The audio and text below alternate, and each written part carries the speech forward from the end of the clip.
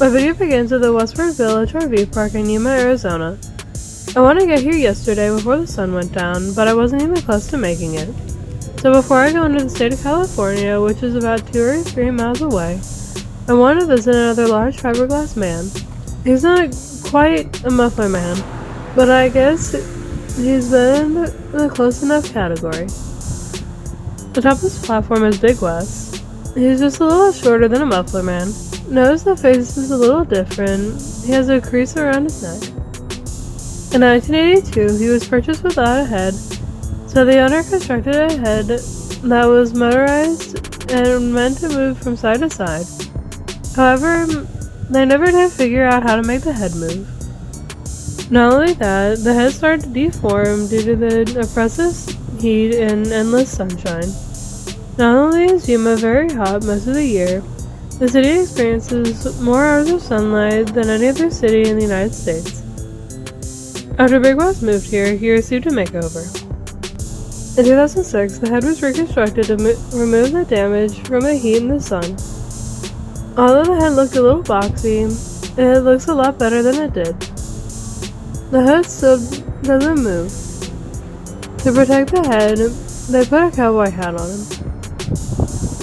The Yuma metro area has about 200,000 residents, and I was surprised at how much agriculture is grown here, such as lettuce and other leafy greens, as well as lemons and other citrus fruits.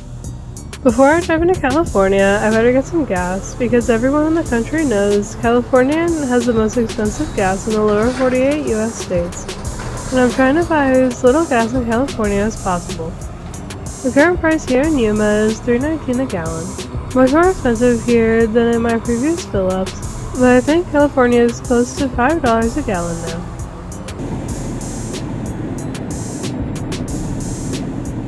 Now crossing over the Colorado River on this long bridge. Just before I got on this bridge, an Arizona state trooper pulled over a car that blew right past us. That's a shame since the California state line is just up there, and you'll see a little green sign denoting the state line on the right.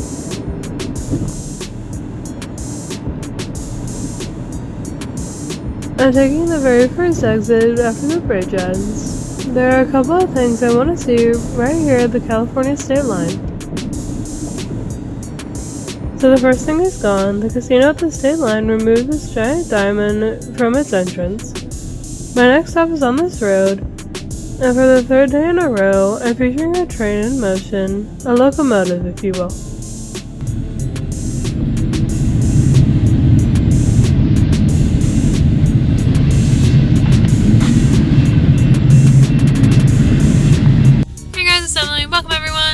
It's day 7 of my cross-country trip and I finally made it to California. I'm only about 165 miles from San Diego, so I'll probably spend half my day there. And hopefully I'll catch a sunset over the Pacific Ocean, but we'll see. Thank goodness I finally made it to California. Let's go!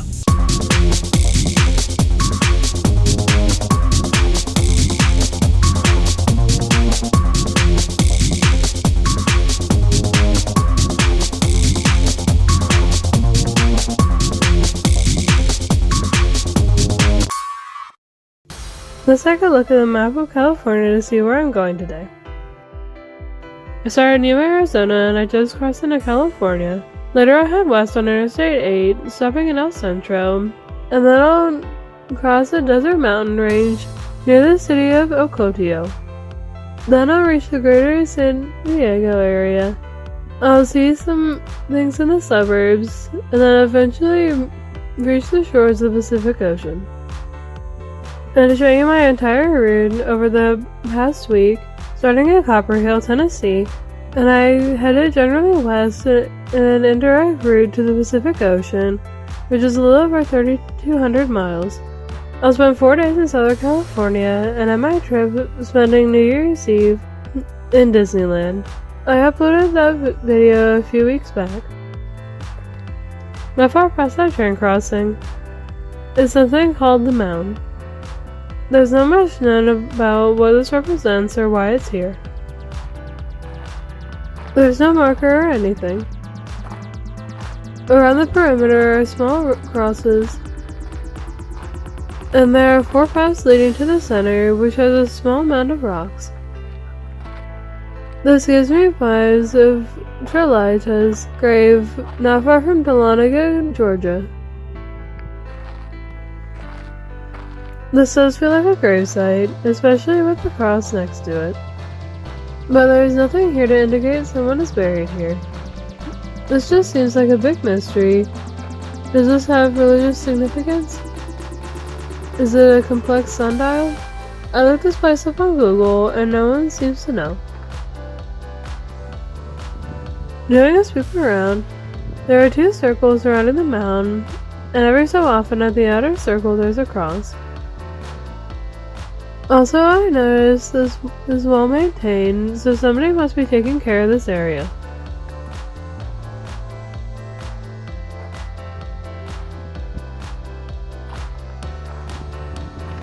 Some people think because we are close to the center of the world attraction, which has an arm of God's sundial, the same person that created the arm of God also created this representation. I do think this was meant to be a place to sit down and quietly reflect.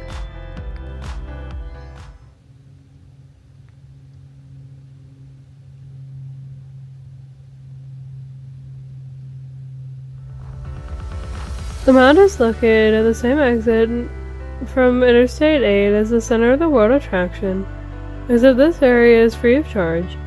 It's located near an RV park. It's worth a 5 or 10 minute visit if you're in the Yuma area.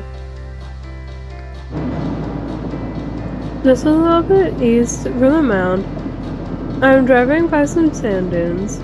This kind of feels like I'm at the deserts of Egypt right now. These are the Imperial Sand Dunes. If these dunes look kind of familiar, this is where the movies Lawrence of Arabia, The Scorpion King, Spaceballs, and Star Wars Episode 6 Return of the Jedi were all filmed. This is also the largest off-road vehicle recreational area in the United States. It's open for permitted use from October through March. For other months, it's just too damn hot. See the brown stripe going across the desert close to this highway? That's the border wall separating the US from Mexico, and it's just 1,000 feet away. It's also heavily patrolled by border agents. I'm approaching the city of El Centro, which is about 1/3 of the way between Yuma and San Diego. Today might be the easiest drive out of all 7 days. Just on the interstate is Wymore Machining and Welding Equipment Repair and Supplies. There is something interesting in the parking lot. This is a parachute tester used to make the Apollo lunar missions in the 1960s and 1970s. This is what they called a boilerplate command module, and it was created by Wymore almost 60 years ago and tested near the Naval Air Research Facility not far from here. This was constructed after a fire killed all 3 astronauts during a launch rehearsal prior to what would have been the Apollo 1 lunar mission. One of the main causes of death was an inadequate escape system for the astronauts. Wymore developed this capsule to simulate the newer and heavier Apollo command module and was used to simulate a re-entry from space through Earth's atmosphere. The testing was successful and there were no instances of fire or any other failed escapes during the Apollo program. This is really neat to see something used by NASA back during the moon missions right here, and I could just walk right up to look at it, even touch it. And this test capsule could very well have saved the astronauts' lives during the subsequent Apollo missions. With that, on to my next stop. I'm about to drive through a mountain range near the city of Opotio. There are pretty high winds through here, so there's a bunch of large windmills here to capture the energy from the wind. I stopped here to use the restroom, so I snapped a photo of the gas price. $6.79 a gallon. Holy sh! Now I'm driving up the steep grade of the mountains, and in this stretch of Interstate 8, the median goes up to 0.8 of a mile wide. That's the second widest median in the entire interstate system. And just 6 days ago, I traveled the number one widest median on Interstate 24 south of Nashville, which is over a mile wide. These mountains are much different than what I'm used to, where I live in the Appalachians, but it's still a beautiful landscape. Now approaching 2,000 feet in elevation, and I still have call boxes out here. Call boxes were used for stranded travelers to call for assistance if their car broke down or if there was a medical emergency. My exit is just ahead. This is an interesting name, Incapop Park Road.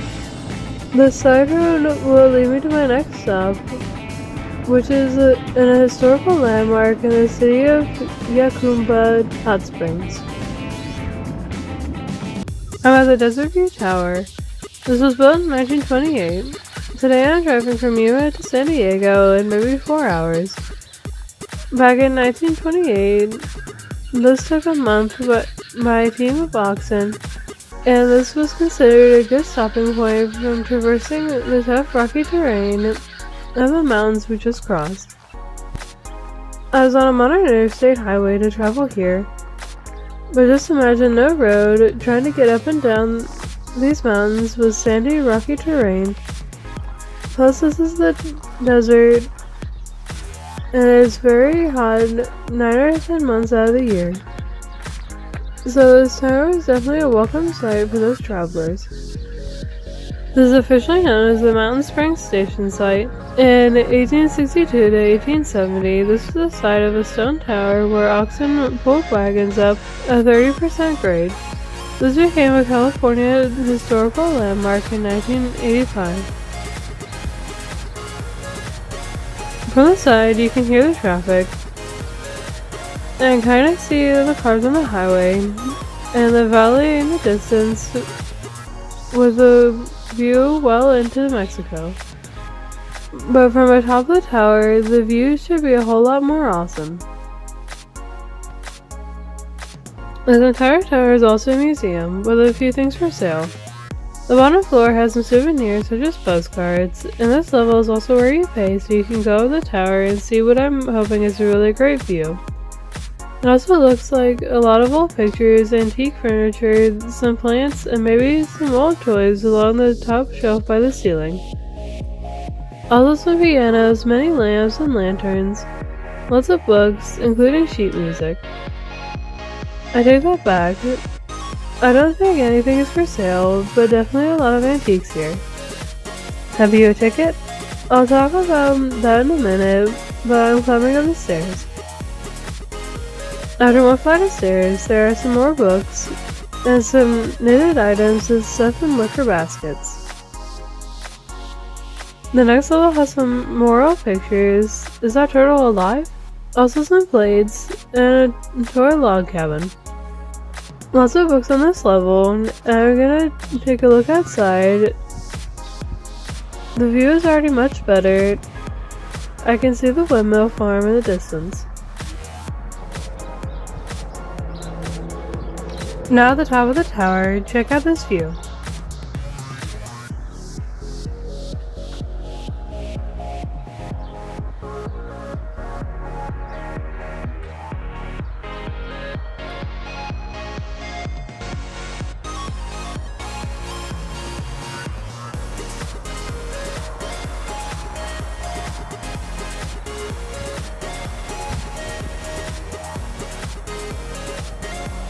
There are those windmills.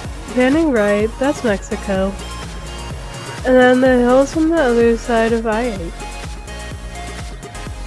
Down below is the parking lot, and those large boulders make up what's called Boulder Park, where there's a path through many decorated boulders. This is looking west towards San Diego, which you cannot see from here. Then panning across the mountainside.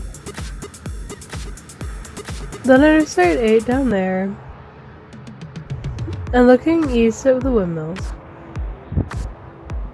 The view was really great. This is looking south. Once I clear the mountains, it's Mexico in the distance. Then the windmills at Ocotillo. Then I-8 down below. Back to having a ticket before climbing the stairs to the top of the tower. We waited about 15 minutes before someone showed up. The owner says that since we waited so long, he gave us entry to the tower and the boulder park for free.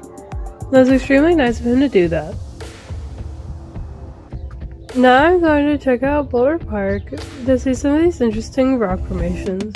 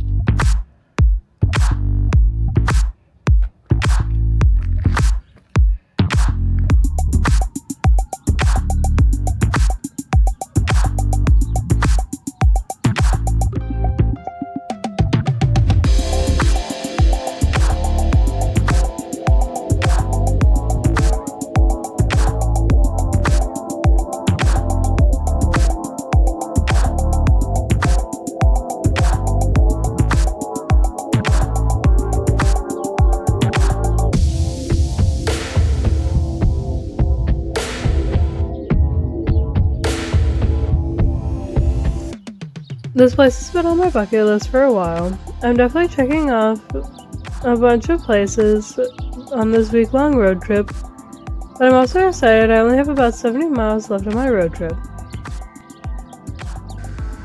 On the way out is Coyote's Flying Saucer Retrievals and Repairs. This is a rather interesting place. It's an old RV park, but there are some aliens and other spacecrafts peppered in.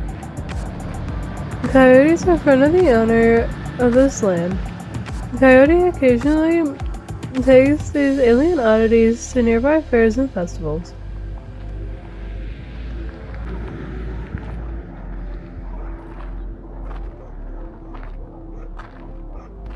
There's an alien spacecraft over there, with an alien inside. Not quite as touristy as Roswell, is it?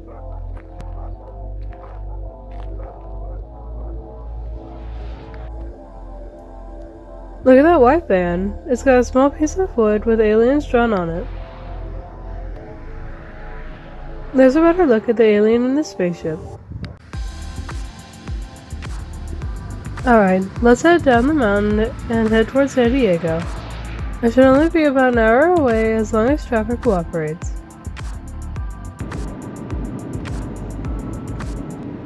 I thought the desert tower was at the summit, but it appears I'm mistaken.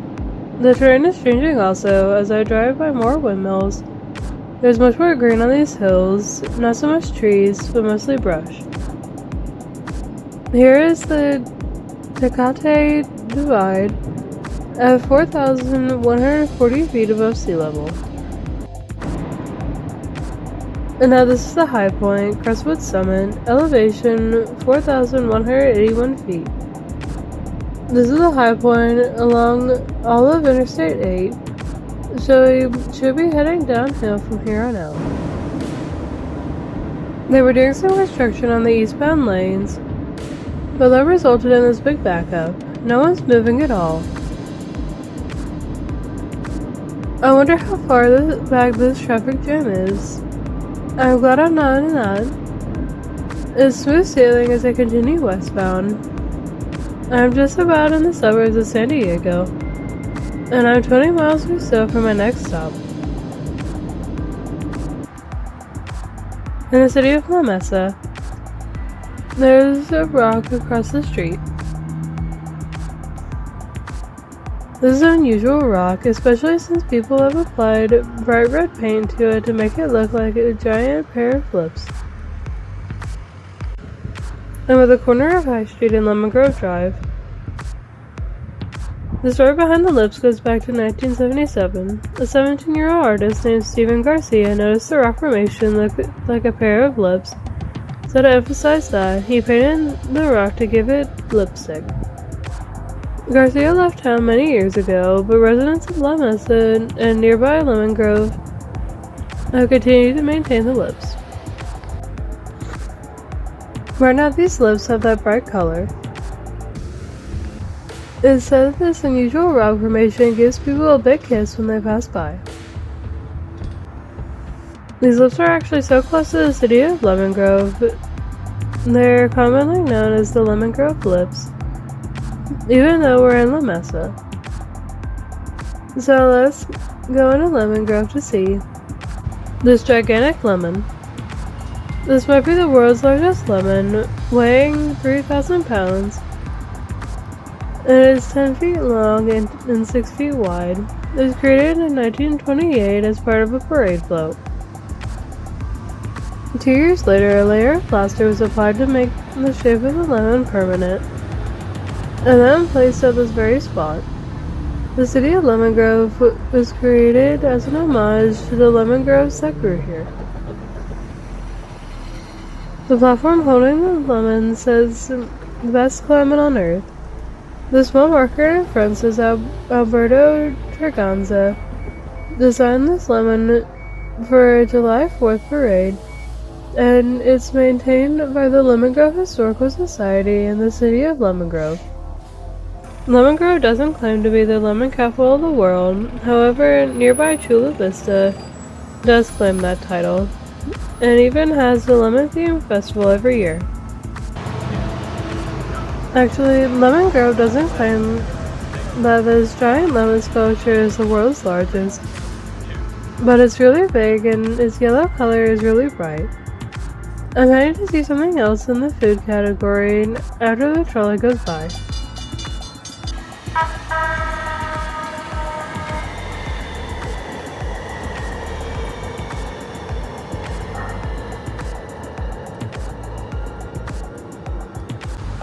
This brand new Taco Bell is where the first Taco Bell in San Diego stood. And between the drive-thru and the parking lot is a miniature version of that very first Taco Bell.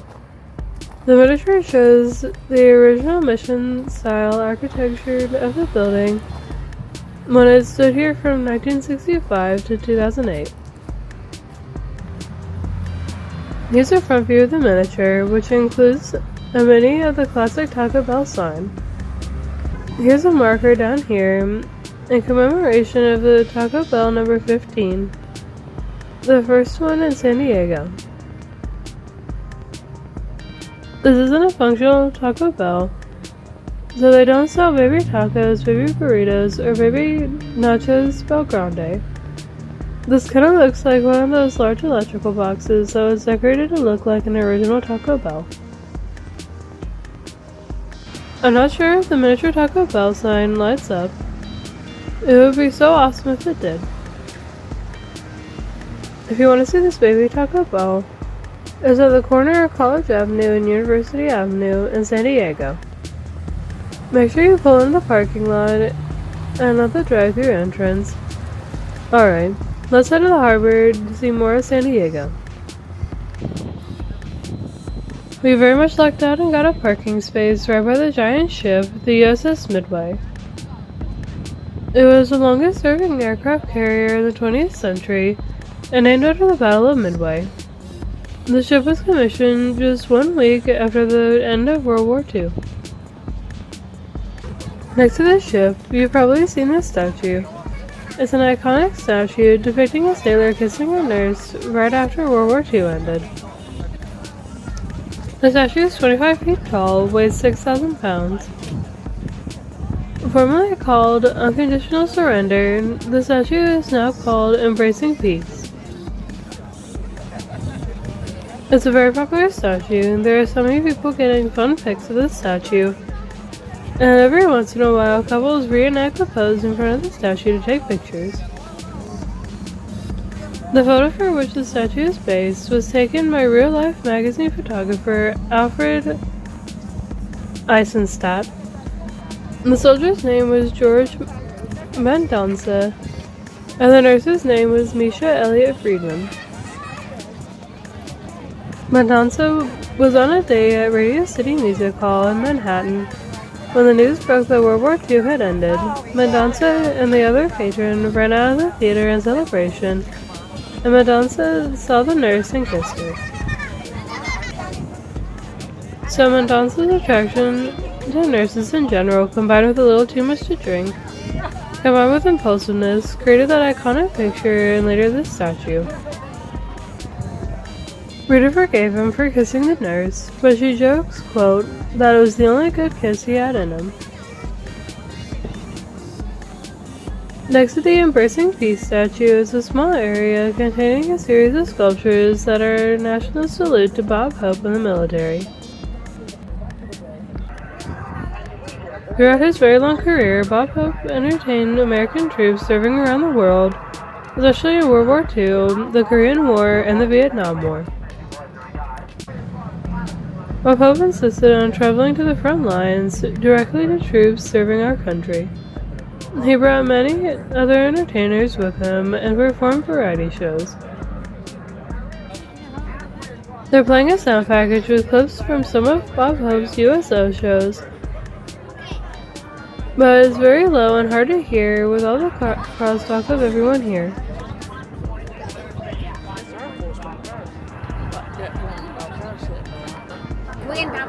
Thanks for the memories. That's one of Bob Hope's classic songs that he sang during each of his shows. Bob Hope's last show was in 1990 when he visited the troops during the precursor to the Gulf War.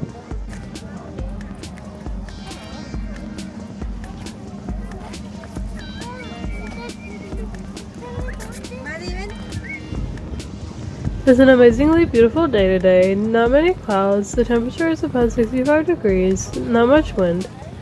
San Diego has good temperatures almost every day of the year, but they do get a lot of fog, so it's nice to be here on a beautiful sunny day. The water is beautiful also. Look at the crowd now getting pictures in front of the Embracing Peace sculpture. Let's take a quick look around the USS Midway. The Midway is open for tours, but I think it's $25 per person, and there's also a restaurant on the ship. Here's a marker memorializing the 2,335 men who perished in service of their country on the island of Oahu during the attacks on Pearl Harbor. One more look at the USS Midway before we leave, and head to the shores of the Pacific Ocean. I'm heading to the Ocean Beach neighborhood, which is not far from here. I'm having very good luck finding parking spaces today. I'm only 1 block away from here. The first thing on my list is this van covered with stickers. Ocean Beach has a distinct hippie vibe. Case in point, this old VW van. The plurality of stickers are from Hodads, but this van's body is all stickers now. I'm just a half block away from the Pacific Ocean, completing my journey, so let's go. In front of me is the Ocean Beach Pier, built in 1966 and is believed to be the longest concrete pier in the world at 1,971 feet in length. This is a very popular pier for fishing and shrimping. The temperature is in the mid-60s, so there's lots of people via the ocean and not in the ocean. The ocean waves are pretty rough right now, and it's kicking up a lot of mist. But it's now official. After a week of cross-country driving, I have made it all the way to the Pacific Ocean. By the beach in this fenced-in area is a bronze sculpture of a lifeguard. This statue is meant to depict the importance of lifeguards, especially here where the surf can be rough. On May 5th, 1918, The rape crimes became deadly, where 13 people lost their lives, including 11 people serving in World War I. 60 more lives were saved by people serving as lifeguards. This led to the formation of the San Diego Lifeguard Service. The statue is about 6'3" and was installed in 2013 and created by sculptor Richard Arnold, who grew up here and was once a junior lifeguard. The lifeguard directly faces the ocean, making sure everyone is safe while in the ocean. Some estimates say lifeguards in San Diego save between 4,000 and 6,000 people per year. Next to the lifeguard is this marker detailing the tragedy of the 13 people that lost their lives and how this sculpture memorializes them. It also praises the role of lifeguarding. It should be time now to check in my hotel, which isn't too far from here. We just checked into our hotel. We're staying in the Old Town area, located near many restaurants and shops, as well as the more touristy areas such as the San Diego Zoo and some other museums. The thoroughfare you hear, and you may see the cars going by on it, is Interstate 5. The hotel is not too far from the harbor and the beach. Tomorrow I'm hoping to catch the sunset over the ocean, since the water is supposed to be very good, with mostly sunny skies, but maybe a little fog. This right here is a pretty good view of the sunset, and once the sun fully sets, we're gonna walk to one of the restaurants down the hill. Thankfully not too much of a wait right now to get into Cafe Coyote. I heard the food is good here. I'm not too hungry, so I just got the burrito quesadilla, and the tortillas are made all on site. None of those pre-made tortillas here that have a dusty bland taste. My mama got the Grande Quesadilla Suprema, but she got some pico de gallo and sour cream and guacamole to go with it. We also got an order of queso fundido, which looks delicious. The cheese is topped with grilled bell peppers and onion slices.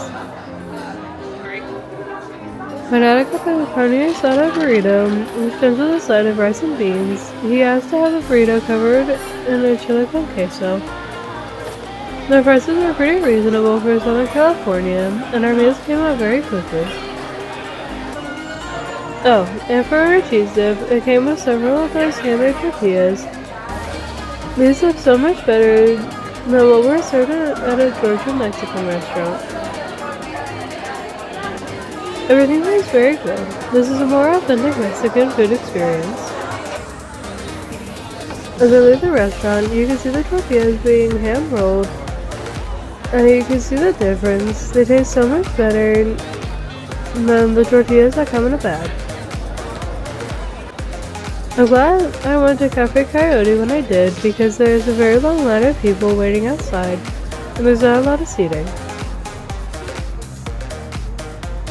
All the restaurant lines are starting to fill up across the Old Town area, and still more people are trying to find parking. Thankfully, we're staying at a hotel where we can just walk. My mama is starting to get the creeps as we walk by the Whaley House. This is the California State Historic Landmark, which is regarded as the most haunted house in America. Sometimes they hold paranormal nighttime tours here. The original owner, Thomas Whaley, built this house to be, quote, the most handsomest, most comfortable, and most convenient place in town, or within 150 miles of here. Anyway, we're very full from dinner, so we're gonna head back to the hotel. Here's our nighttime view from the hotel room. The hotel's with city views, so the expectation was the San Diego skyline, but directly below us is the main road through Old Town, where Cafe Coyote is located. It'll be good not to drive over the next 3 days. And that's it. I hope you enjoyed this 7-episode series where I drove across the country. My Disneyland New Year's Eve video is already up on YouTube in case you missed it. I have one more video coming up where I visit some places in San Diego. But you see that next time. Thanks for watching. Bye!